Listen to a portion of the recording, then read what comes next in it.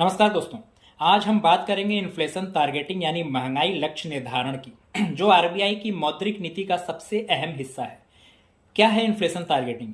यह एक ऐसा ढांचा है जिसमें केंद्रीय बैंक यानी कि आरबीआई सार्वजनिक रूप से महंगाई का एक लक्ष्य तय करता है, फिर ब्याज दरों और मौद्रिक नीतियों के जरिए इस लक्ष्य को हासिल करने की कोशिश करता है। भारत ने 2016 में फ्लेक्सिबल इन्फ्लेशन टारगेटिंग फ्रेमवर्क यानी FITF अपनाया। उस समय लक्ष्य था 4% महंगाई दर, जिसमें +2% या -2% का टॉलरेंस बैंड रखा गया।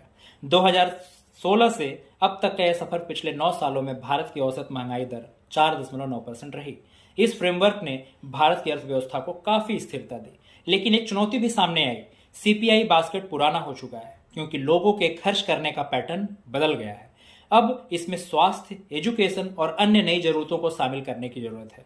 फूड इन्फ्लेशन की बहस आरबीआई मानता है कि अक्सर महंगाइयों में सबसे बड़ा योगदान खाद्य पदार्थों के दामों का होता है, लेकिन बार बार सप्लाई शॉक्स जैसे सब्जी, अनाज, तेल की कीमतें पूरी महंगाई नीति को प्रभावित करते हैं। यही कारण है कि आरबीआई ब्याज दरें तय करते समय इन झटकों को भी ध्यान में रखता है।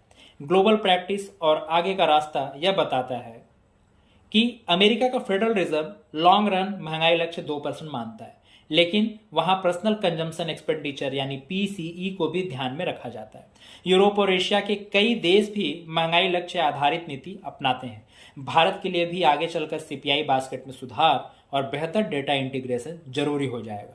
साफ है कि इन्फ्लेशन टारगेटिंग ने भारत की मौद्रिक स्थिरता और निवेशकों के विश्वास को मजबूत किया है, लेकिन बदलते समय के साथ इसमें सुधार करना भी उतना ही जरूरी है। Thank you.